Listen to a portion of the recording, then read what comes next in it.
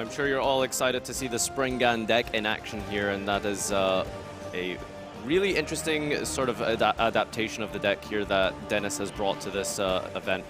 However, we'll talk about that in a moment, as Christian is going to go first here, winning the dice roll with the Live Twin Runic strategy, as some of you have probably noticed has been picked up as potentially one of the better decks and one of the top contenders of the meta right now.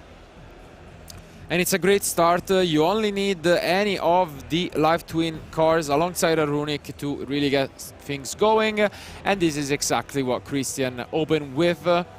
Obviously, any Runic card that you can use right away, specifically the Tip and Slumber, are amazing, and Christian has those two. So this is a very powerful opening. I am assuming he is playing the Masquerena version of the deck with, you know, Griffin and a lot of the, exactly, Link Force. Should be banishing off the top of the deck with the Destruction, no? No, I think he just used it to special summon the Yugin, so yeah. The Gigantic here gets you into the rest of the engine, and you set up quite a strong field of disruption with the Masquerena, the pop with the Live Twin cards, and of course some Runic draws potentially as well. So a lot of different strategies synergizing incredibly well with one another. Absolutely, and here an unfortunate news obviously for Dennis, who has a very unique interaction in his deck that he's able to search Nibiru with, but compared to the Runic Furier deck, where Nibiru is probably the best entropy you can have, this deck, as you can see, goes into Gigantic really early, so Nibiru is pretty much always useless against this version. And yeah, now as mentioned, we will go for the Masquerena. This is the heart and soul of the deck, as you are able to continually bring back your Evil Twin Link monsters and then use them to go into some Link Force. So this is the usual stuff that we had seen in London plenty of times, but still really effective. I think one of the weaknesses that a lot of people would try avoid with this deck generally has been because of the fact that Bestials can be very popular in the side deck, can't they? Yeah, and I think one of the main reasons why we've been discussing this this weekend is you can basically splash Runic into a lot of different decks, and I mean, still now here, Christian. Yeah, Christian shocked by what's going on. And yep, I mean, you don't expect to play against a deck like this on the bubble, but... Yeah, that's a Sakitama that we've banished off the top there, a newer Spirit support card featuring a entourage of other Spirit monsters in the main deck to be able to go into a rank 4 play. And for any of you who are experienced with Springans might know that it is basically a rank 4 deck. You go into Merrymaker, who can rank up into the brand new Captain Sargas, as well as the Gear Giant that gets you into more machines for your Springans. But also, interestingly enough, generic rank 4 is Prime Math Mech Alambertion. So Dennis is running a Math Mech strategy alongside the Springans. And it makes sense, because as you mentioned, the Spirit Engine is played by some pure Math Mech decks as well. So why not splash it here? The Math Mechs allow you to set up some really good interruptions going first, or to OTK easily with Access Code going second. So now the setup is amazing by Christian. We know the face down is Bright Starter, which can get him into the red if needed. But I see a monster heavy end from Dennis. Only one spell, but it's talent, so that's actually a nice one to have, I guess. We'll see. Talent's, yeah, extremely powerful if this Masquerena resolves, because that means you're able to force it out quite early, or even maybe sometimes you can steal like an Apollosa and use it on your opponent. Yeah, but here the question will be, does Christian know where to activate the Masquerena? Yeah, I mean, at the same time, as you know, what this play accomplishes is that you can go into a Griffin in a zone that is pretty much protected from your opponent linking it or putting a link in front of it, because Griffin prevents the effects from special summon a monster if they are not linked. So really strong card to go for. Works really well with the arrows for the bonus effect to draw potentially 2.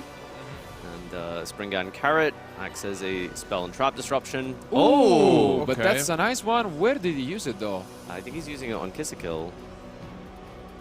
Okay. Oh, wow. Because I think he wants him to use a monster effect. Yeah, so that he can force out this Talents potentially. But you would think maybe the Mascherena was a better target there, because now technically Christian could just use his effect and draw a card and bring back the same card. As you can see here, this does not really affect much. So maybe not the best target, especially because if you only have a spell in your hand, the carrot can just negate that, and you have no other ways of you know, forcing it out. Only one spell in the hand as well, so yeah, let's see if that becomes a peculiar choice or not. this is exactly what's going on. The carrot can be used here potentially. But I think it would make sense just to negate the talent in general, not to prevent your opponent. Yeah, depends which effect he's going for, but yeah, as expected, now he can get rid of the other evil twins, which makes it so that he can break back the Lila and just destroy a card from his opponent. But finally we see a normal summon, and it is the spirit monster, which is Aratama, one of the older ones, which was played by a lot of different decks in the past, but it's nice to see it back in action. What it does is it can search for another spirit monster from your deck, essentially. Many years ago, I actually won my very first locals with spirits. Oh, wow. Yeah, you're going Aratama, Nikitama, then detaching from Lavavel Chain, and then you could draw a card. Yeah. Not going to see that interaction in this match here. It's going to be some rank 4 plays that Dennis can use to either go into the Merrymaker for some access into the Springant engine or into the MathMech engine, which might be significantly more powerful going second here, so we'll see how he decides to play this one out. Only Mascherena left to contend with, which I don't think Nightmare Griffin's going to be too relevant here because of the arrows, so we might see potentially some sort of unicorn spin. Yeah, that will definitely make sense. I think Christian here just wants to make sure when to respond to Dennis. I think he's read this the Sakitama 3 times now. Yeah, in a high-pressure situation on the final round of Swiss on the bubble before Top Cut, you want to make sure that you get everything absolutely right, especially when you're going to have to probably improvise at this stage to make sure you don't misplay against a deck you've never played against, I would assume. And as you can see, life points are also changing fast. That is because of the Sunny Snitch continuous spell effect, which every time your opponent summons a monster while you control an Evo Twin, basically you gain 200 life points and they lose them, which is a nice bonus effect. Yeah, it's a 400 life point deficit each time between you and your opponent, so that's one of the advantage of this deck to run in time as well. Yeah, and as you can see here, he's gonna go for his own Evo Twin effect, just preventing a potential rank 4 from Dennis. Maybe he was fearing an exit on Knight, you know? Which he does play, I think, right? Maybe. No, I think he does. Sure. He does. Yeah. Wow, that would have been amazing, honestly, yeah. So well played by Christian in that sense. All right, so rank 4 play here, nullified by the destruction effect, and with a hand that's quite heavy on monsters, Dennis might be in a bit of trouble here because there's a lot of decent ways to extend in this deck, obviously with the Cyberse engine that he's running, but also you have things like Booty, and okay, we're just going to pick up here. Unfortunately picks up his cards, and it is Christian winning this game 1. Do you think that the Talents misstep there was really clutch? I mean, honestly, I think that Kaiju could have been used on the Mascherena. The Kaiju more or less, because the thing is, the talent not so much, the carrot was there, but Kaijuing the Evo Twin, especially considering he was playing the Exiton, if you just Kaiju the Mascherena, you can then go into an Exiton and clear the whole field. Obviously, there is a good chance that with like a 5-card hand, there could have been, maybe a runic spell like Freezing Curse to negate it. But still, I think you should go for that line. Yeah. But at the same time, nothing is sure as of yet. And now Dennis gets to go first and set up his Springans combos. With some help from the side deck, and interestingly enough, I think he's the first duelist which we have ever seen siding Small World. Yeah, I'm curious what the logic with the Small World siding is there. It's either for going first or second to try pick up more cards like Droll, potentially, or... Yeah, I mean, that seems to be the most sense based on how he's constructed his side here. Going first, I'm not sure if we're going to see too much other than maybe that Cosmic Cyclone will be really good against the Fountain. Yeah, or draw a lock as well. Yep. Yeah, a lot of his side deck actually is potentially useful. As mentioned, small work can just search a lot if you're missing a combo piece or if you already got things going. Maybe you get that draw, which is nice. On the other hand, though, Christian, I'm pretty sure had no idea what's going on. So like, that's the point. Yeah, he might just not even touch his deck or like improvise, I guess, with maybe that third copy of Evenly Matched, which go in second. Should be good against most decks, but I mean, he hasn't seen enough, but would you sell in Nibiru? I mean, I don't know. Like, I'm kind of thinking Chaos Hunter looks okay against Springans here if we're playing the maybe the Mannequin Cat. I assume is what we're trying to bring that in for. The thing is, he didn't see any of the Mathmech cards either. So, Yeah. like, if you knew about that, maybe then, yeah, as mentioned, Nibiru, even the Ghost Spells would be amazing. But I think when you have one game won that convincingly, you really don't need to take any risks. The thing is, the Runic deck offers you engine outs to pretty much anything, obviously. So I don't think you want to overside. I would say you just keep it as generic as possible. Maybe just the rulers or the evenly, or even just Ash, which you can just use against any deck. And for the rest, focus on your engine, and that should be good to go. And if you lose game 2, then you probably understand your opponent deck and you can side better for game 3. But our duelists are pretty much done with their side decks, so we can jump right back into game 2.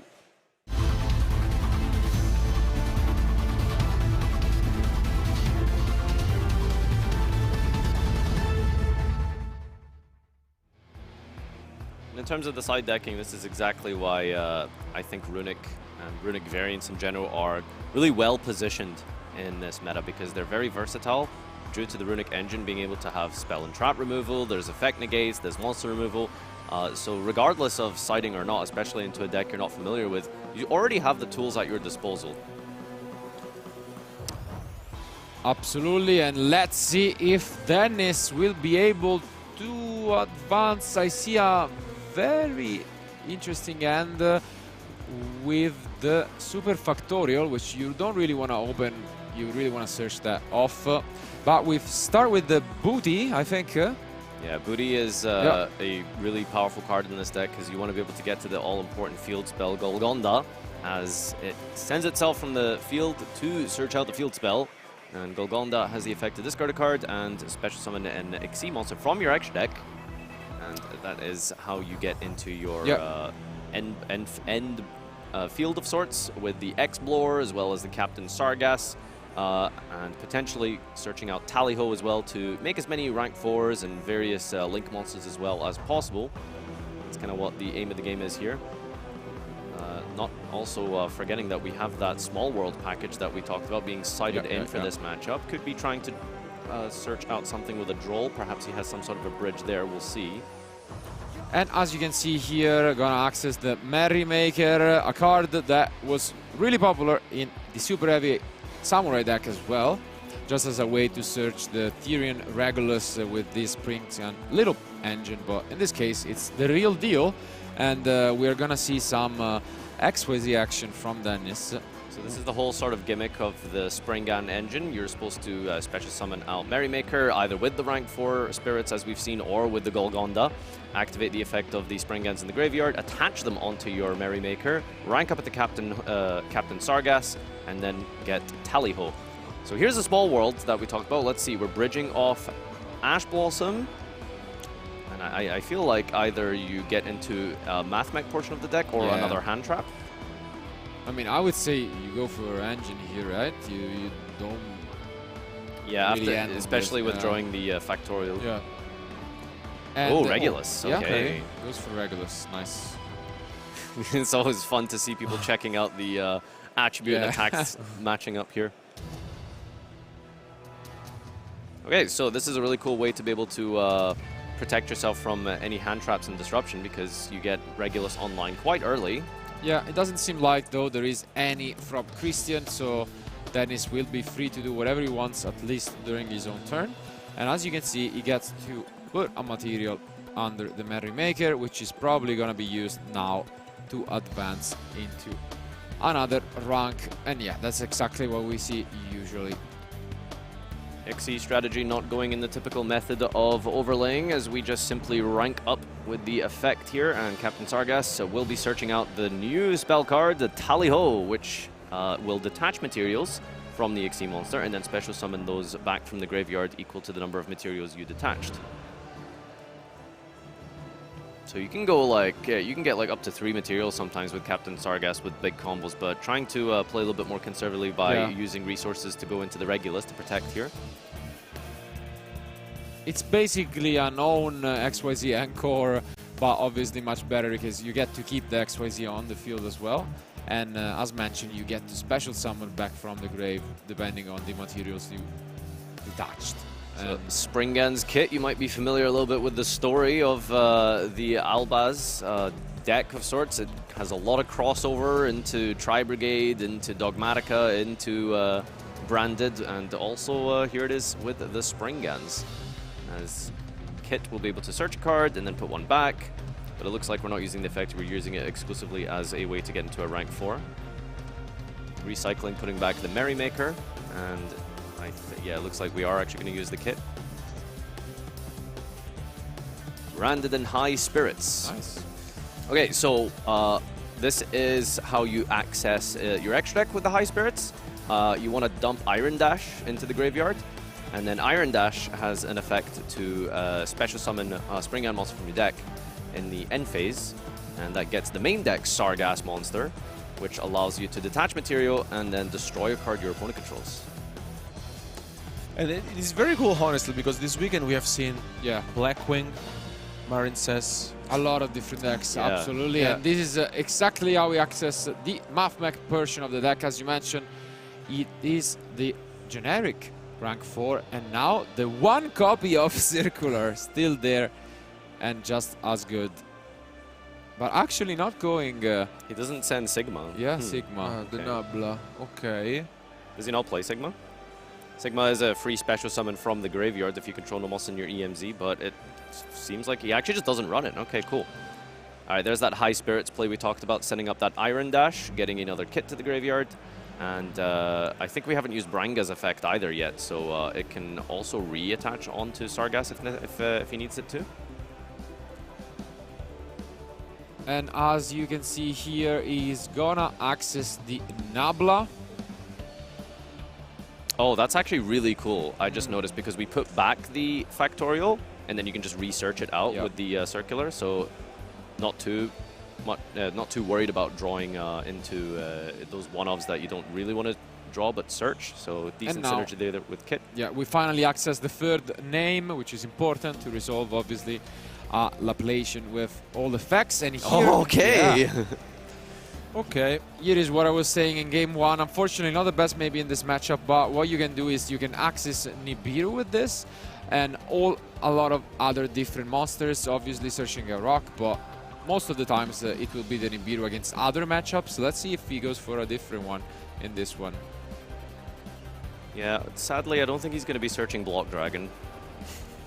Do miss him, but yep, Nibiru is the target. He actually do we not have a legal sided out Nibiru, Okay, right. So probably going to pick up a penalty there for that illegal activation with no targets. But as we have generic non-number monsters, you can actually combine 2 Xyzs of the same rank to rank up into a Utopic Future, and then Utopic Future Dragon. There it is. Which is an incredibly powerful tool of disruption as it negates and steals an opponent's monster effect. Yeah, it's an amazing card that kind of fallen off in popularity, but it's nice to see it here, and it's still really, really strong.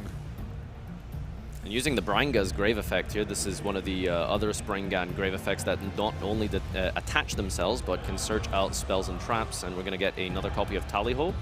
So I suppose this is just a form of follow-up. Absolutely, and this is impressive stuff because you leave exactly 3 monster zone open for the Super Factorial, and what an opening. Wow. Yeah, it looks about as good as you can hope for this first turn combo. So if you did want to at least see the Springgan deck in action, this is what it does and this is what it achieves. Yeah, I think it's really an amazing start here with basically 2 interruptions and then the Super Factorial, which alone can represent up to 3 interruptions. So that's amazing, amazing stuff from Dennis with this Springgan's deck. I'm so curious why Iron Dash didn't get to the Captain Sargas, as that's a really important tool of disruption, but I'm sure Dennis has a plan here that we're not seeing, so we shall trust his intuition. Now it's up to Christian, who top decks and has 3 spells and 3 monsters in his hand at the moment, with maybe a runic tip. Oh, but he has seen enough. Okay. Wow. Quick one, doesn't even bother, but quickly prefers to go to the side deck. I would have really liked to have seen those disruptions actually come into play, you know, like have him play into it and then see, okay, exactly how does the Springgan deck work? Because I'm sure there was a lot of tools there that were kind of hidden that we didn't really see. You know, obviously we know what Factorial does, but it would have been cool to see how those, how that Tally-Ho could have interacted with some of the plays there. But I mean, Christian probably knew his position. As mentioned in game 1, he didn't really get to see anything from his opponent, just a couple of Spirit Monsters. He didn't know what the goal of the deck was, and he probably didn't even side deck that much. Now he really understands, or at least most of what's going on, and I think he's gonna really adapt his deck, most likely bringing in those 3 copies of Nibiru and maybe some additional interruption. We could see Droll, maybe even the Ghost Spell. I think Ghost Spell is actually really important because Tally-Ho, special summoning 3 Springans, is is deck or graveyard, so it should be able to prevent that. And all of the Math Mechs, of course, Ghost Spell usually really good against those. Especially against Factorio, yeah. On the other end, though, Dennis obviously much more familiar with his opponent deck.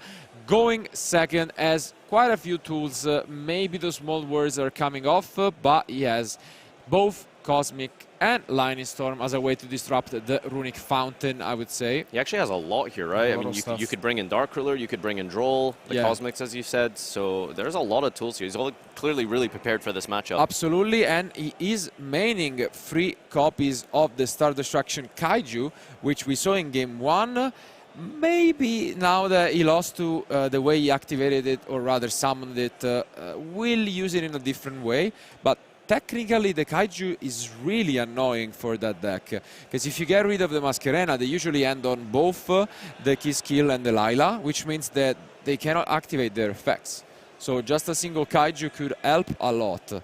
And yeah, I'm definitely curious to see it. Maybe he's gonna cut some of these Spirit Monsters. The Super Factorial is also obviously not great going second, but I mean, he has a lot of tools available to him. On the other end, though, they are 1-1, and with more than 20 minutes remaining, I think it's unlikely that the match is going to end in a draw, which means one of them is probably kicked out from the tournament. The other will be guaranteed a spot in the top 64 for this event, which is obviously what you want to be at, because the top 4 is qualifying for the World Championship. The best possible achievement, I would say, that you can get in the game. And yeah, you really want to keep focused and look for that spot. But I think our duelists are preparing to finish up their side decks for what is game 3, the last game of Swiss that we are going to show you guys for Utrecht. Let's go to the table.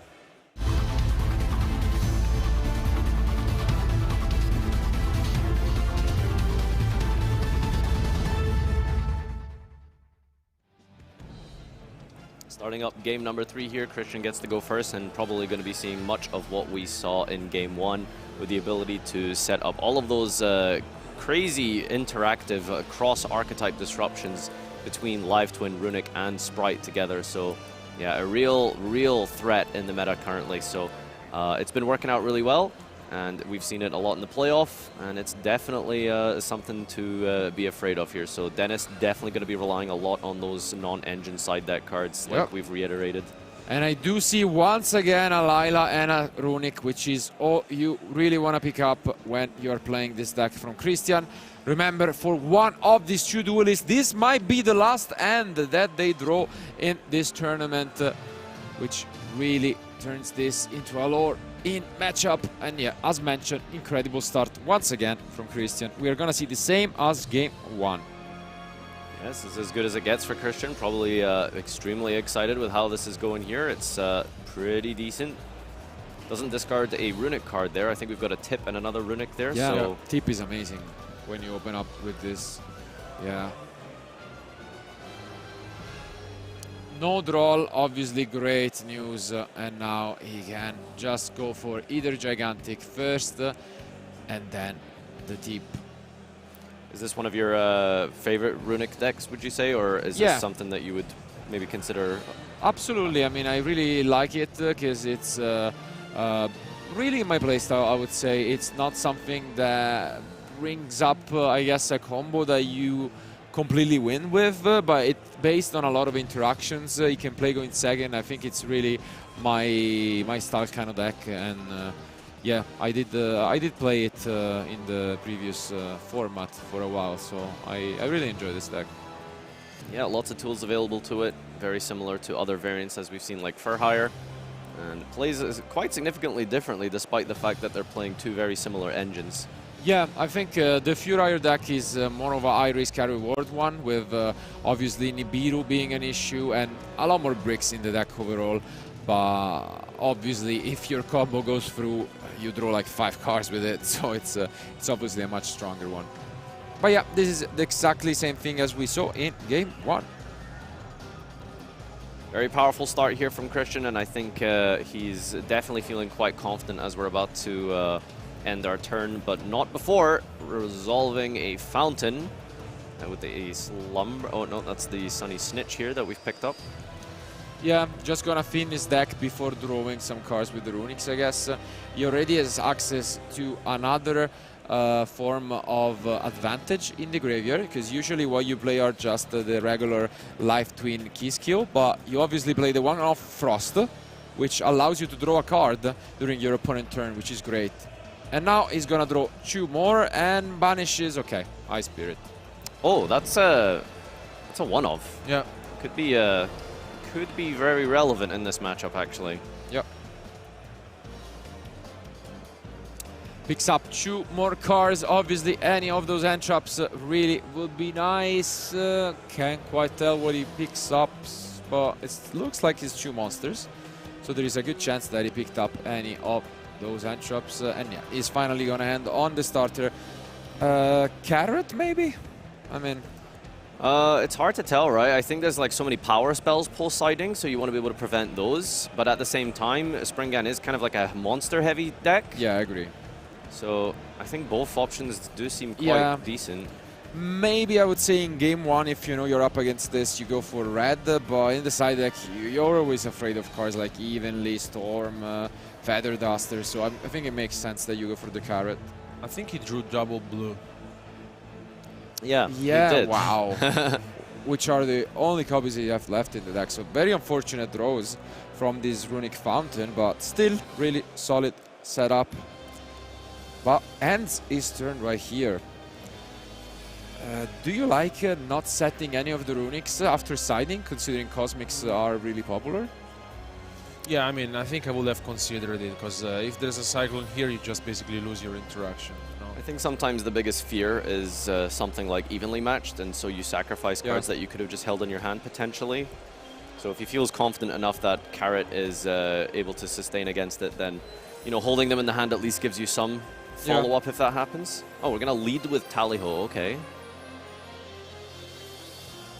And this will special or add kit. Let's just double check how this card works when you don't detach. Yeah, you just add any spring gun from your deck, and that's it, pretty much. As straightforward as it gets. Just a Rhoda, yeah, okay. Just a quick spell, Rhoda. All right, options available now as we search out the Springgan kit. So many targets in the deck as well for kit here, as there's so much that crossover between archetypes. Let's see what we lead to with. You can special summon kit from the hand, I believe, right? With the your opponent controlling monsters, right? I think you need the Albats, don't you? Is that how that works? Yeah, I think so. Yeah. So not really. This is just the normal summon. Just the basic normal summon of kit here. Yeah. And unfortunately, as you can see, the banishing does not matter all too much, but you can add from there as well with the effect. Might not be super relevant, perhaps, but still 50 minutes on the clock. But that Sunny Snitch is going to start ticking down on the life points. Yep, yep. And now we get to activate it, as you can see, the Frost obviously resolved, giving Christian an additional draw, but I think he whiffed on that as well. Yeah. Yeah, High Spirits is activated here, so I think Christian's just debating, like, is this actually important enough for me to negate with the carrot? And Doesn't he decides, seem so, no. That's the Iron Dash that's going to be able to resolve in the end phase, potentially. And we also discard in the process here. I think that was a Brothers we're discarding. And he's still holding the carrot, so where do you think he can activate it? Honestly, what is he waiting for? I think he's probably just scared of, like, talents or something. Talent, right? Or Cosmic, or these kind of interruptions on the fountain. Interestingly enough, it's not Christian, but Dennis who draw into the Ghost Bell. You would expect it against, the Math Max Springans deck. Instead, being sided against Runic Life Twin, it's decent. You can use it on the fountain or on any of the Evil Twins, but maybe not too impactful. Yeah. There is a talent in the hand, actually. Yeah. Yep. Okay. All right, Dennis definitely hoping for some sort of monster effect activation soon. Let's see if he will negate this Feel Spell. So we can negate and destroy with the carrot potentially if we want to, or we could just simply negate the effect, as you do have the option to choose on resolution if you want to negate. It's going to be really, really huge here if this is activated. Looks like it's okay.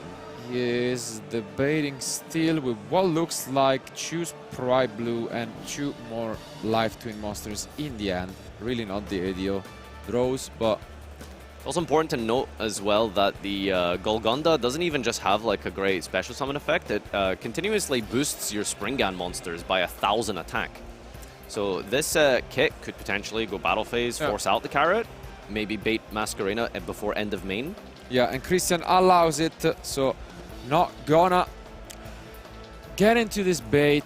He's really afraid of losing out to a talent here, and let's see if Dennis has anything going for him. He's gonna now finally have the kit, which thanks to the sent card from Branded, which specifically mentioned Albats he can special summon. And now Masquerena is activated. Yeah. Yeah, there's that middle zone Griffin, which is extremely important. And I don't really hate going battle phase and clearing carrot and then using talons. Might be a line to consider here. We discard the blue, which gets to reset any of our spells and traps. Yeah, considering the starter, which decent follow-up if that's required. Gonna pick up a card, one more chance to get something useful like a Runic or an Entrap. Yeah, it's just incredible how much draw power you can sustain with the Runics, and also the versatility of these the Life Twins, giving you draws like the Frost, even just the regular Link monsters on your own turn, then your opponent's turn. You get to dig so deep, and it's really important post-siding as well, because you start to see really those powerful blowout non-engine pieces. And now, obviously, he can use the key skill to get an additional interruption, destroying a card from his opponent. Do you think you want to hit the other level 4 here?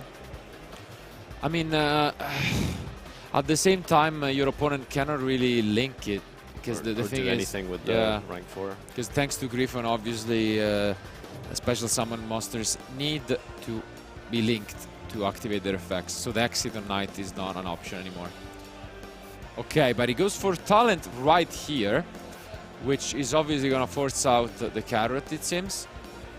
One thing as well about not shotgunning that's important is if we negate here, we have to tribute off the kit to kill. Exactly, yeah. So we can't actually bring back Lilla anymore if we do need to negate. And I think you have to. Yeah. Oh, yeah. You're absolutely forced to. I want to figure out what the last cards... I think it might be a Flashing Fire, which is a nice one to have. But yeah, as you mentioned, he's forced to activate the carrot, and now he's cut off of this Evil Twins, which mean that Dennis is not going to lose any more life points from the Sunny Snitch as well. Trying to figure out how Dennis gets to out this Griffin. I mean, I'm pretty sure you're going to have to like overlay and then rank up into Captain Sargass to be big enough to hit over it. And unfortunately, if that, as I think it is, Flashing Fire, that could be terrible news for Dennis. No big Springan XE monsters in the extra deck available, just directly into a rank 4. Just so much power in this deck, you know. You've got like basic disruption with this, with the, you know, your live twins. You've got the runics, but also like the floodgate style effect of Nightmare Griffin. So incredibly powerful. Really limits your opponent's ability to do anything, particularly when special summoned correctly into that middle zone. And as you mentioned, the play has to be the Merrymaker. Oh, he actually attacked her. Have we already used our battle phase? I don't know. I see that they are counting life points, but like the Sunny Snitch is not there anymore. Like it cannot be activated, so I don't know if he already entered battle phase. Yeah, it seems that way. He did attack with that, which actually prompted Christian to use a Flashing Fire. Unfortunately, it was Flashing Fire, the best by far. Gonna banish 2 cards off the top and get rid of the Fear of Azus. One of Captain Sargass, by the way, hit off the top here. I'm not sure if there's any way to retrieve that outside of Kit again, but... Oh, looks like we're just going to the end phase now. Unfortunately, no more way to advance his plays. Gonna move to the end phase, and that seems like it's not gonna be enough. We saw this happen in the playoff yesterday, where if your opponent just has the full setup, do you think you can just pass since they've not got a battle phase and you could just try see an extra card to play on turn 5? Yeah, I mean, that was the Dinka special. And yeah, sometimes it can make sense. At the same time, the Evil Twin or Live Twin version of the deck, it's different in that sense from the Furier, because they can still access more advantage during their next turn. So I guess slightly less possible against that version of the deck. Yeah, Christian's up on life points here, up on advantage, and it's looking pretty bad for Dennis now, as a full hand of runics and sprites is going to be able to let Christian rebuild this field. Yeah, cut off from a battle phase, but still in a great spot. So ideally, Christian does not want to use any of his runic cards on this turn or the next turn either, and just try and set up with those live twins, and the live twin engine is more of the disruption here, because you do want to close this game out. But not particularly too much of a rush with the Sunny Snitch also ticking down on Dennis. And with only 1 card left in hand and a Rocky, it's going to be quite hard. That Nightmare Griffin is just causing so much problems. Yeah. I mean, as mentioned, I think it's not needed that, you know, he goes into that runing spells now, especially because, like, now Dennis is only left with 1 card in hand. And if he gets on the line, the red as well, alongside with the carrot, is going to be very difficult for him. Yeah, it's really the name of the game at this point for Christian, is how can we get to a battle phase ASAP, and it is by using the live twin and the sprites predominantly rather than any of the runic cards.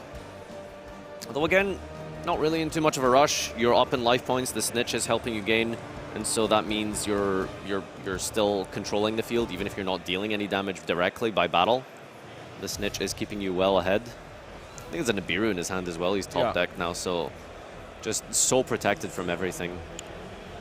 Yeah, he has a lot of cards. As you can see here, he is free to access the other card in his extra deck with a star, we could say, which is obviously the Link 4 amazing tool. Not only is it able to bring back both the Kiss Kiss and Delilah, activating both of their effects as their special summoned at the same time. Oh, okay. That's a pretty powerful Ghost Bell. Nice Ghost Bell here from Dennis. I think that's completely cut off the live twin engine at this point. Really nice pickup.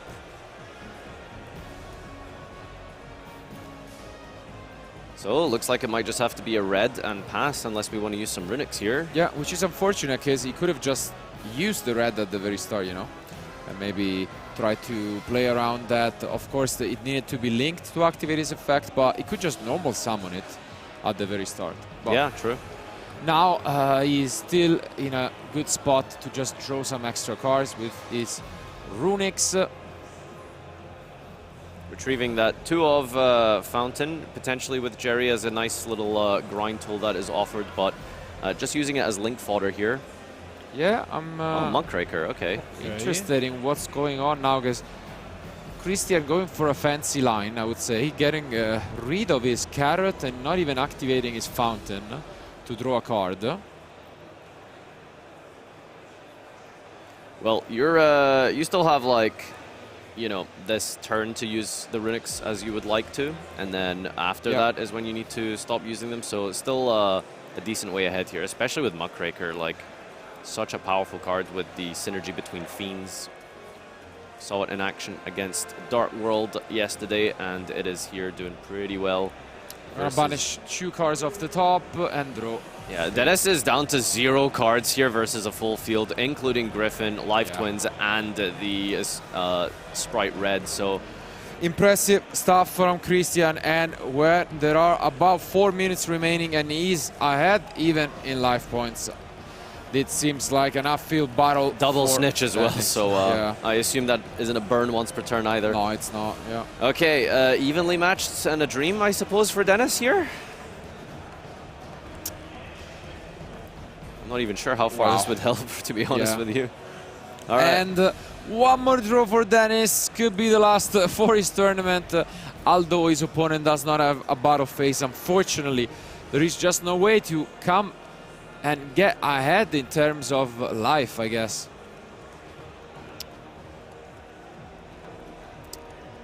Yeah, just gonna end this turn once again.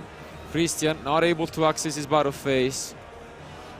Could just pass back, honestly. Like, you don't need to do anything here, you know, just... No. Yeah, no, he cannot access... No, it was last turn, right? I mean, unless he skipped it before, because he used the runic, the flashing fire. I guess then he skipped the battle phase, probably. Yeah. I guess he might have skipped the last turn after activating the flashing fire. Yeah. And then now he's able to completely close this one out. Even a third Sunny Snitch. Wow. Okay, so if we special summon a monster, we lose. Yeah, basically. Fair enough. Even normal summon works, by the way. Was it normals as well? Okay. Yeah, so GG. That is that's it enough. It's Christian who wins 2-1 and gets to celebrate. Yeah, this is the end and last round of Swiss, as mentioned, in what was an amazing 11 round of Swiss between Christian and Dennis. In the end, although showing off his brilliant play, especially in game 2, it was Christian just having too much of a good start with the live twin deck going first. Yeah, I think like in a situation like this, on the bubble, high pressure environment, sometimes you feel like you're really rooting for that kind of rogue strategy to do well, but live twin Sprite, I mean, this is why it's one of the best decks right now. The deck is super consistent one. It has an incredible strategy. You can play with the live twin, you have the sprites, you know, you have the runic, you have so many cards combined all together, and it's working very well. And now Christian is advancing into the top 64. Absolutely, great achievement. As mentioned, unfortunately, Dennis, I mean, tried his best. Still a great performance, going 8-3 at the European Championship, but is almost guaranteed not to make it to the top cut. On the other hand, 9-2, Christian is locked in, and we will see him more and more as the time goes by. And obviously, this is the end of the Swiss portion, as the reminder of the matches are done with. It all comes down to this. We will be able to tell you guys just in a few moments, of course, when we will be back for top 64, who those duelists are. And I'm excited to look at some familiar faces and maybe even more at some unfamiliar names, you know?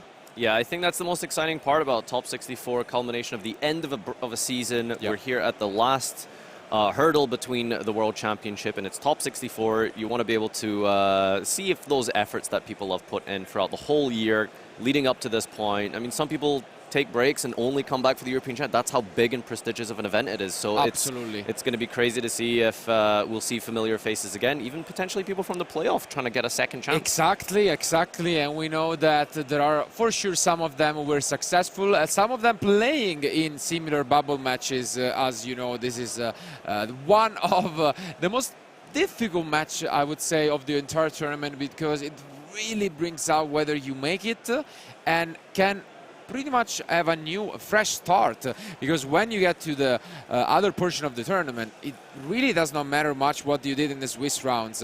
You really need to take one match at a time and hopefully make it to that top 4 finish, qualifying for the World Championship. But guys, there is still plenty of content coming from Utrecht.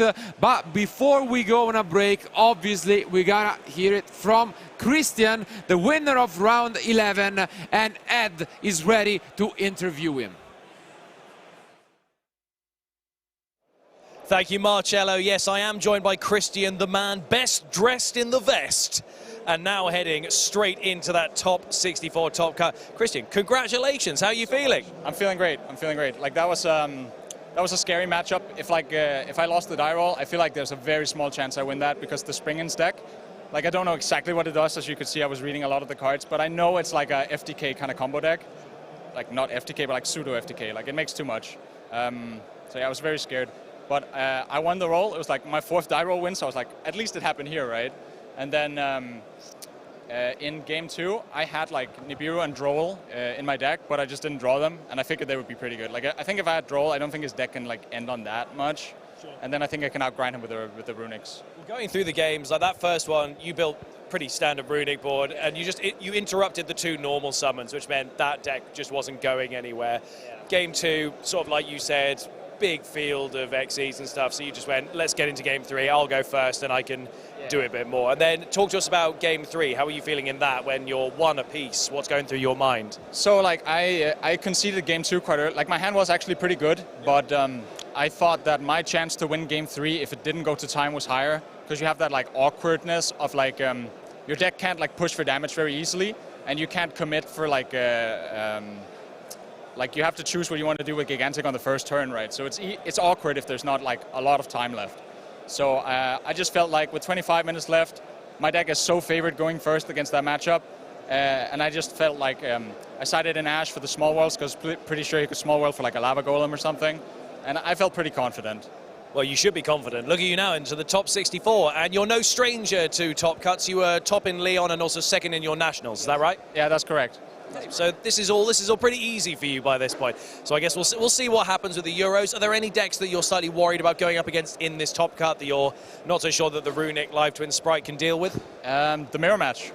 Yeah. Strictly the mirror. Like I tried for a week straight playing against myself to find cards that could beat the mirror, and basically if the mirror opens good, you lose. I couldn't find anything except for a Dark Ruler. That's the only card that gives you a chance. And I'm guessing that may have to come out then if that matchup ever happens. But I guess we'll see. Congratulations. We're going to give you a little bit of time just to sort of compose yourself before that top 64. But congratulations, top 64 here at the Euros. Very exciting and a nice accolade to add to your currently growing list. Congratulations, Christian. Guys, don't go anywhere. We're going to be heading back to more of the replay of the WQP round 4. Because there's quite a bit of a break between Swiss and the top cut, we might also get to see some of round 5. Don't go anywhere. The rest of this tournament is going to be very exciting.